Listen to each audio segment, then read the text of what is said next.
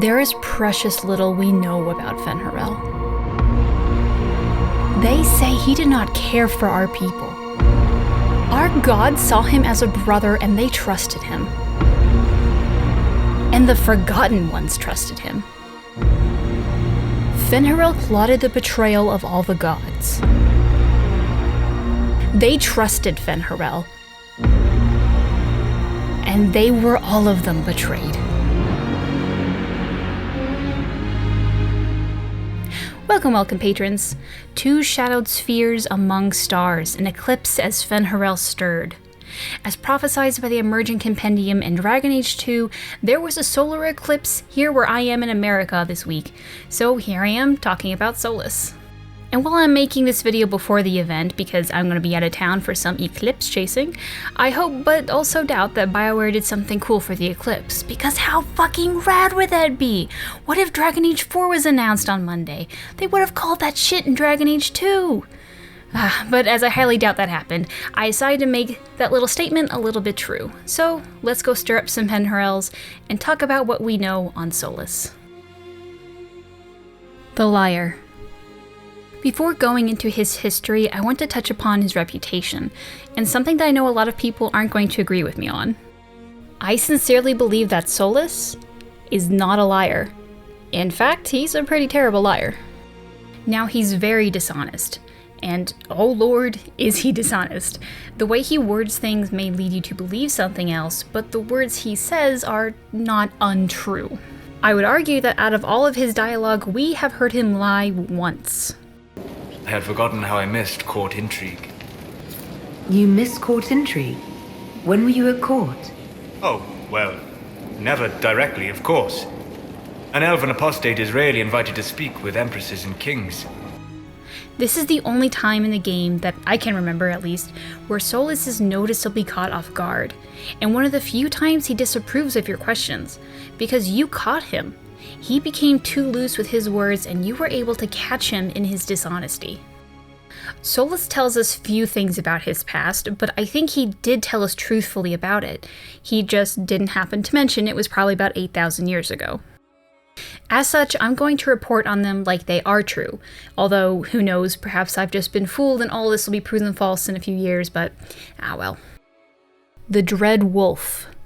I think an important factor in understanding his character is to understand his legend. The Dalish call fen'harel by many titles, and honestly none of them are too pleasant. Lord of Tricksters, Bringer of Nightmares, He Who Hunts Alone, the Great Wolf.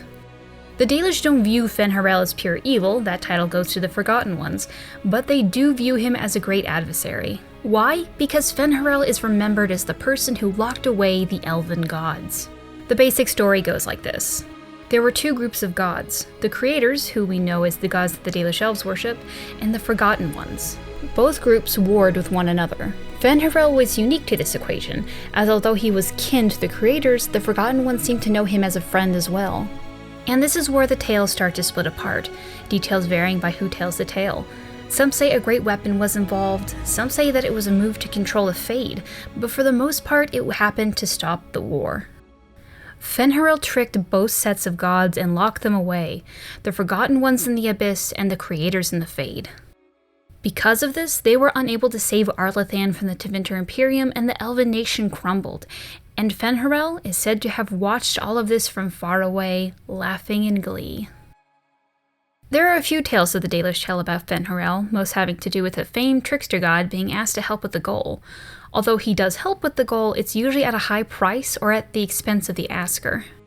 Although it's mostly seen in Dragon Age Origins, Dalish camps will always place a statue of fen'harel away from the camp as a reminder that the Dalish must always be on a watch for his evil ways. In fact, the main job for Dalish leaders, called Keepers, is to keep the Dread Wolf from harming the clan. Now in Dalish lore, all the elven gods are locked away, except for fen'harel. So where has he been? He's been chilling in the Fade, chomping down on wise and kind elves, which he is said to hate most among all things. Despite all of this, the Dalish still honor him, although more out of fear than anything. That being said, his name is commonly used as a curse, so, you know. The Rebel Wolf. Most of what we know of the truth of fen'harel comes from the Trespasser DLC. Granted, Solas himself says that what we found gives him much more credit than he deserved, so while hearing all this, keep that in mind. Solas tells us that he was Solas first, that fen'harel came much later. And here is where I want to take a left turn into what seems to be ancient elven naming practices. So far, out of the 3 confirmed ancient elves that we have met, being Solas, Abelas, and Felasan, 2 are named after emotions, or spirits, whatever, it's really all the same, but anyway. The name Solas is Elvish for pride, Abelas means sorrow, and Felasan means slow arrow, which I'll get to in a moment. I want to direct your attention to a codex entry found in the Temple of Mythal, and only readable if you drank from the Well of Sorrows. We must prepare for those who cast Mythal down. I shed my name the day I began her service. I shed my new one again now that she rests. I will only be known by the sorrow that cuts my heart. While there is no direct connection to Abelas, I don't think this is a coincidence either. But even if it is, it seems in elven culture, it is a practice to change your name when you join a cause. Perhaps a name that evokes how you feel about that cause, like sorrow. I want to break down this scene. Malas amali nahalam Abelas. His name, Abelas, means sorrow. I said, I hoped he finds a new name. While I don't have a direct translation for what Malas Amalin Nahalam means, I can say with some level of confidence that the first word is your and the last word means end. What I believe he said here is that his duty is over, which would be cause for him to find a new name. So what about Felasan? Felasan's name comes from a story about fen'harel, proving that he is on no one's side, but will save the innocent from harm. I highly doubt that Felasan was born with that name, but rather picked it up when going into service to fen'harel, naming himself in honor of what he believed in most regarding this cause. So what does this mean about Solas? It means that when Solas says he was Solas first, that I don't think it was his first name. I wouldn't be surprised if Solas had a few different names, and some that we might even heard of. Solas is just the one he prefers right now, perhaps in remembrance to his cause to bring back the pride of the elven people. Anyway, let's go back to how Solas became fen'harel. Solas tells Liliana that he grew up in a small village to the north. And the village he mentions does seem to exist. After you finish the game, Solas' codex entry updates to a letter from Liliana to your Inquisitor. She tells you this. I kept a few of my agents searching to verify his story. They recently located the village, or what remains of it. It is a ruin as it has been for centuries, its name preserved only in degraded form in the ancient Tevinter mysteries. We don't know too much about his life in whatever the village this is. Solas tells the Inquisitor that there was little to interest him, which began his love of the Fade and his dreams. There is a big jump in his history here. We have small pieces of information on who Solas was as a youth, that he was hot-blooded and impulsive, and thirsty for information. But after talking about this, there is a lull in his past, only hinted at by Cole. It's been revealed that Cole knew about Solas the whole time, and has been known to drop hints here and there. And while there is no 100% confirmation that the following pieces are about Solas, it's widely believed to be the case. He did not want a body, but she asked him to come. He left a scar when he burned her off his face. Fans have taken this many ways, but the one I have heard most often is that Solas was once a spirit of wisdom who took on a physical form, much like Cole did. It's theorized that the woman mentioned is Mythal, and that she had placed Vaseline on his face when he took a body. So when he took off that Vaseline, it left this small scar on his face, perhaps because he had never done it before. But again, this is just theory, so take that with a grain of salt. At some point, Solas stood up against the Evanurids and their slavery. He taught the elven people that not only was he not a god, but neither were the Evanuris, that they could fight back and get a better life, that they had the ability to choose. It was during this time that Solas became fen'harel. Solas explains that it was a name that he was called as an insult that he took on as a badge of pride, a title and a banner to rally his forces behind. While modern Elven has translated fen'harel to mean dread wolf, it's also been hinted that ancient Elven also used the word harel to mean rebel, making him the rebel wolf. It's unknown how this group was organized, but there is an argument that it was similar to the Friends of Red Cheney. As in dialogue with Sarah, Solas tries to give her advice on how to run an organization with unique cells, how to control them, how to sacrifice or nullify those who have become disobedient and chaotic. It seems that during this time, this group became large enough to gather major attention from the Evanuris, who began to spread around propaganda. Beware the forms of fen'harel. The dread wolf comes in humble guises, a wanderer who knows much of the people and their spirits.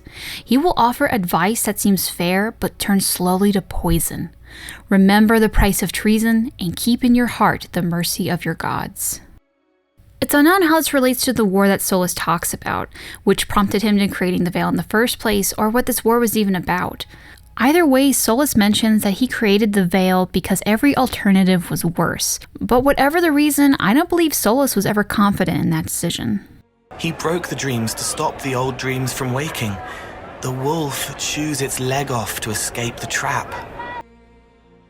The aftermath of the Veil.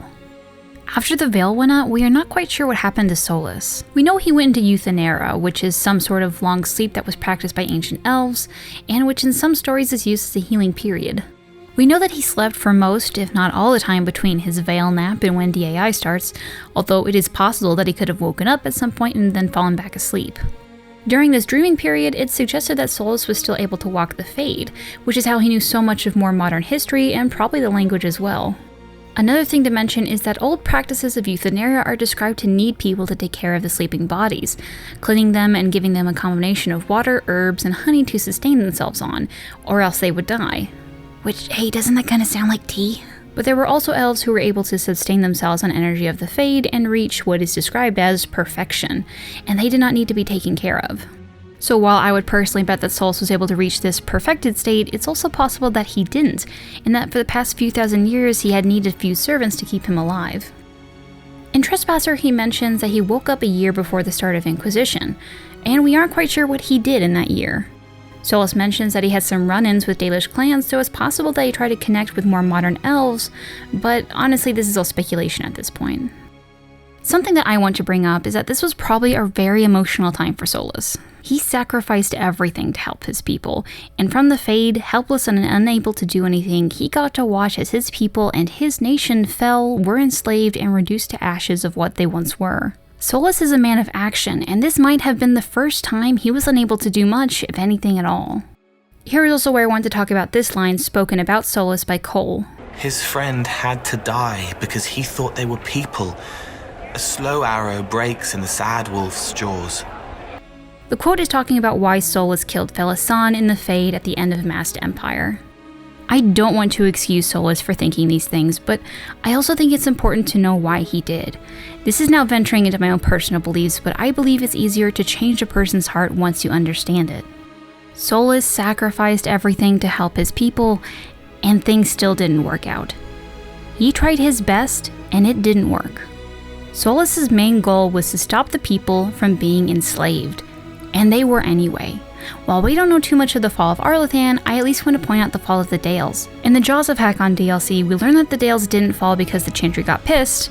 Well, there was an element of that, but still, the main reason it fell was because the elven leaders of the new nation were so angry and prideful about their relationship with the Chantry that they turned their backs on their allies during the Second Blight. Would you not feel angry and frustrated as generations of your kind wasted everything you fought for, became subservient to those who mistreated them, and violent towards those who looked like their aggressors? Would you not dissociate from them when everything your people once was no longer and replaced by the values that you fought so hard to eliminate?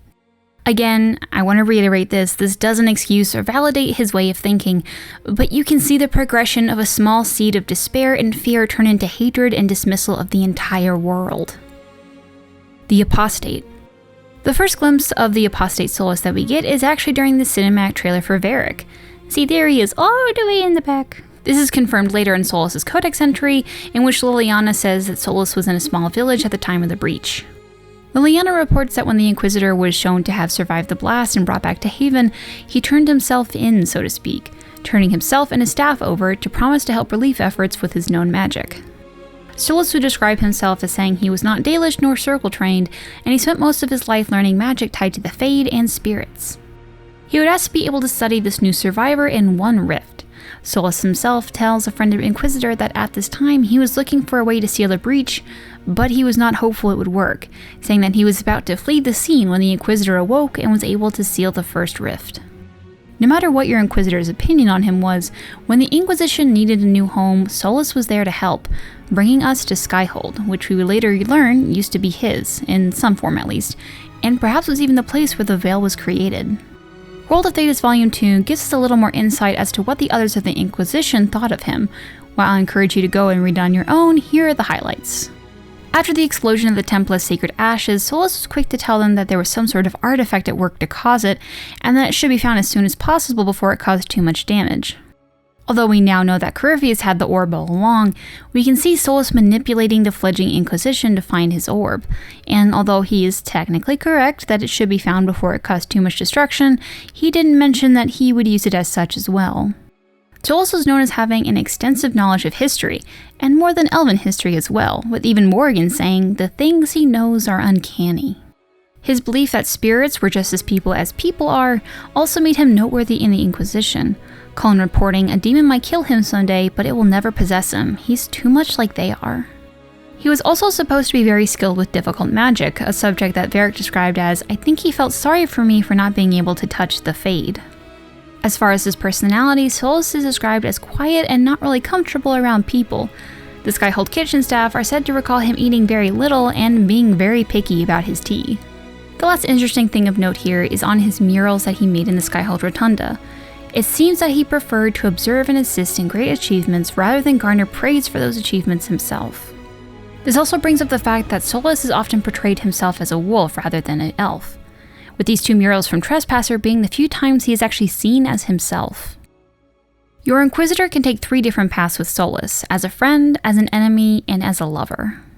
As an enemy, Solas becomes much colder to the Inquisitor than others, and takes on what I would describe as a holier-than-thou approach to interaction by constantly talking down to you. This talking down to you relationship actually comes to a height when... not actually that one, but okay. I guess if that's therapeutic for... Okay. Well, anyway, it comes to a height when during an argument, Solas will just casually say this. Are you ever concerned that you've turned your back on your people? I have done no such thing. I simply see no way to help the elves, oppressed as they are now. The man who has lived half his life in the Fade has no ideas? Not unless we collapse the Veil and bring the Fade here so I can casually reshape reality, no. Which, if you have played Trespasser, is just literally what Solas' plan is, said so casually and honest that you can just imagine the amount of smugness on his face when the Inquisitor has walked away. The route between friend and lover are largely the same. With both, Solas will later admit how wrong he was, that the people of Thetis are people, not violent and crude shadows of beings. That his plans are not just bringing back his world, but actually destroying something beautiful and worthwhile. The one difference between friend and lover is that while a friend makes him doubt his cause, the lover was inches away from making him abandon it altogether. In an interview with Rated NA Podcast with Patrick Weeks, writer of Solas and now head writer of the Dragon Age franchise, he says this about the romance. If you want to see the utter sadness of Solas, it's the playthrough in which you're romancing him, because you get to see that he does care about you. It's obvious, I hope, that his feelings for you are not fake and he cares about you deeply, and he is one step from telling you the truth about himself. If you do his romance, there's one key moment where he says, I've been thinking, and you're a beautiful person and so intelligent and thoughtful, and I've been trying to show how much I care about you. And the way to do that is to show that you deserve the truth. And he just breaks a tiny bit on that line, because that's the part where he almost tells you, on the truth. And then he twists it into telling you about your Valisleen. He chickens out on it because in that moment, he's about to tell you, and then pulls back at the last minute. He tells you about the Valisleen instead, and then again just goes in for the kiss. Is so ready to just lose himself and forget about the past, and then he has to push him back. The part where he steps back and his face changes because he knows he has to break it off right there, or he's going to have betrayed himself. When he rises, everyone will see. So I've seen this question a few times over the years that if Solas plans to go into the Fade and rip down the Veil, why didn't he just do it during the Here Lies the Abyss quest? It's because he couldn't. At this point in time, Solas was still very weak from creating the Veil, and this is the whole point in creating the orb in the first place, is because he had stashed a bit of power inside just for this moment. Obviously, everything went south, so we had to move to plan B. Now, when I first saw this, And I think most people thought the same thing. It looks like Solas betraying Flemeth by taking her by surprise. And while that still may turn out to be true, I want to show you guys some data mined designer notes that were found in the game files. This is Flemeth from the previous 2 games. In this game, Flemeth's story comes to a head. She knew that Solas would summon her and that he would need to steal her power to further his plans. She knew that because they are both elven gods, yet Solas has slept for 1,000 years and his power dwindled, while she was killed long ago and a spark escaped from her into the body she now holds. She has nurtured that spark and knew that Solas would need it. He was once her oldest friend, but she knows that in his drive to save the elven people, he will kill anyone, even her. She intends to let him have the power so long as she can pass the essence of her godhood onto Morrigan, a gift that Flemeth had always planned for her daughter, yet one Morrigan misunderstood as hostile possession. So from this, I'm gathering that Solas was going to betray her anyway, but it seems that Flemeth knew this, and at this point, I'm not sure if she verbally allowed him to do whatever this was, or if this is the start of her manipulating Solas. Either way, he gained her power, and now he's powerful enough to go forward with his plans.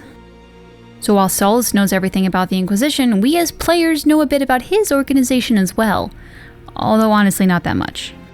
We know that Solas has spies and has had them for some time, as Felisan has been proven to be working for him. How many of them are currently unknown, but after the events of Trespasser, a large number of elves left to places unknown.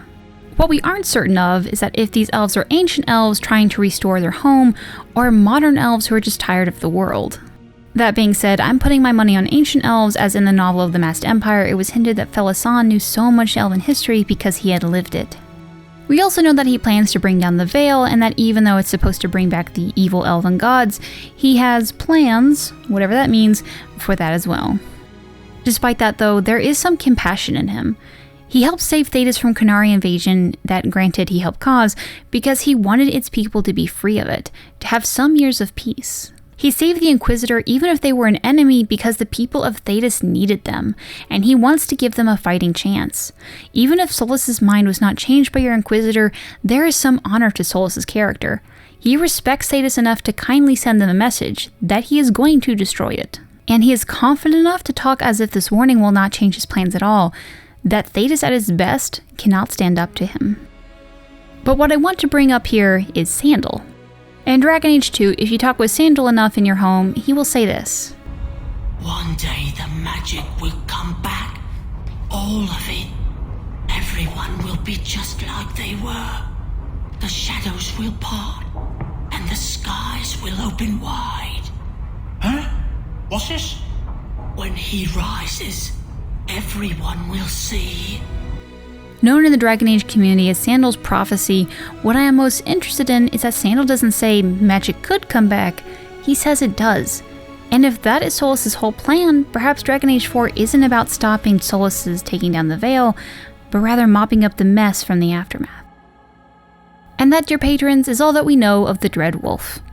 I totally look forward to when Dragon Age 4 comes out and I have to end up completely updating this video and reworking everything because I got something wrong or missed a very tiny detail that ended up being important. Do you still have lingering questions? Proof that I'm wrong? Comments about your own fan theory?